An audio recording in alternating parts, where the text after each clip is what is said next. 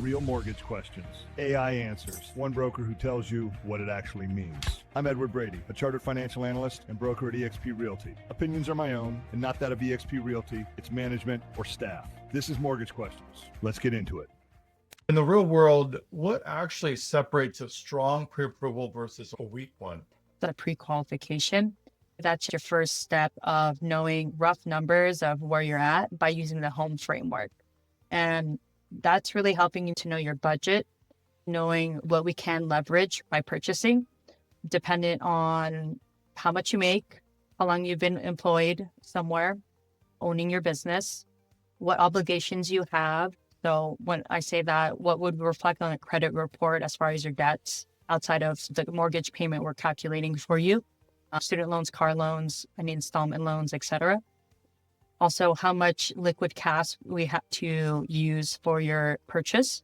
So we know how much you are using for both down payment, closing costs, all those fees, as well as that timeline of when you're buying. So that's a little bit of the home framework. And by knowing a little bit of that, we know what someone's qualified for. That next phase of when we think we're ready, we're going to be now going to that pre-approval process of me verifying, going over based off of your financial documents, so such as your tax returns, your W-2s, your pay stubs, if you're a W-2 employee. Typically, if you're a business owner, depending on how you set up your structure, whether you're sole prop, just your 1040s, whether you're partnership, corporation, etc., those tax returns, and making sure we're looking at your net income and then verifying all of through third parties, whether it's your work or a tax preparer, knowing how much income we can use for you. And then really putting that, the next step is putting that through our automated systems and really getting that, what we call a DU approval, LP approval, saying that we've gone through our systems, they verified and made sure that you're eligible to use whatever loan you're looking through. So there's always those different degrees of just getting a pre-qualification, a pre-approval with me, where the mortgage advisor would look through your income, assets, verification of everything. And then the next layer is going through those automated systems and getting that stamp of approval that we've gone to that degree of verifying how far or how much we could use to purchase. So even amongst pre-approvals, there's different levels. Absolutely. And another one is actually not all banks and all lenders do this, but also doing underwriting approval.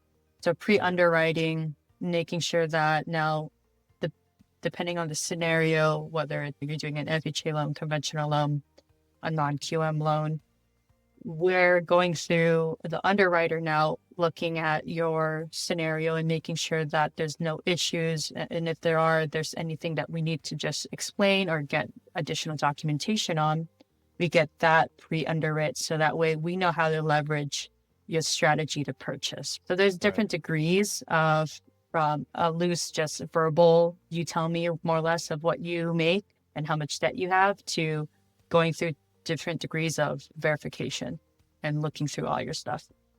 That makes sense. And immediately brings up another question that I'm curious about as an agent, and I'm sure buyers are really interested in knowing this too. And that is, where does it really make a difference? If obviously it's a hassle to get pre-approved, but it could make a difference on the other side. So have you noticed a difference between deals falling out when they're pre-qualified versus pre-approved versus fully underwritten?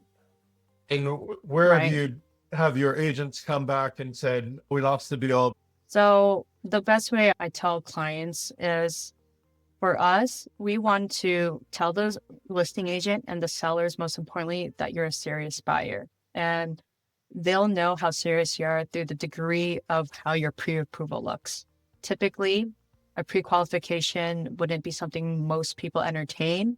That doesn't really show you're serious about buying. And when you want to show the sellers that you're a serious buyer, you go through those degrees of getting pre-qualified to be approved. And it will also help make you be more competitive in certain markets, right? You have a lot of people who are cash buyers. So if you want to be as competitive as a cash buyer, that's how we have to put certain strategies in negotiating maybe terms on a contract to be shorter.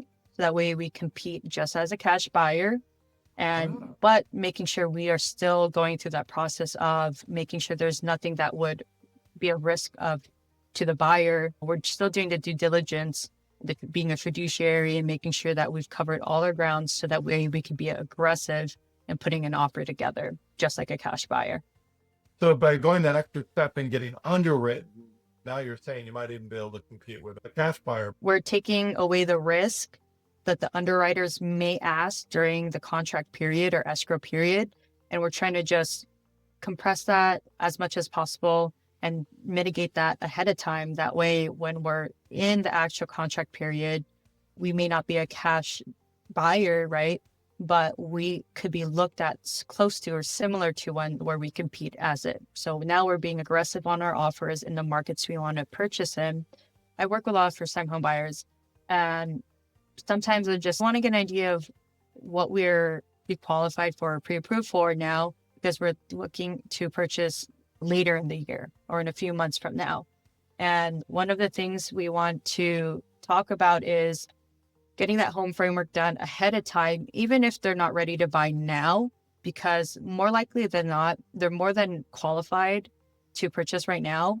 And there'll come times where they'll look at Zillow or look online and look at properties or go into open houses and be like, this is the dream home, but not know if they could purchase it or not. So this happens more times than not. And so one of the things I tell people is do this ahead of time. Look at what the numbers are and then go from pre-qual to pre-approved. So that way, at least you're ready to buy. You might not know you're ready to buy. So we can already establish that now. And then if that dream home or dream property comes sooner than when you thought you were ready to buy, at least you have everything lined up. It's unfortunate during the times when I meet with a lot of first-time home buyers, when they're house shopping, they're just browsing through their local open houses and they stumble upon one that you're like, I really like this one, but they haven't started the process. Unfortunately, they lose on that opportunity to maybe put a bid on the house. And so I see that more often than.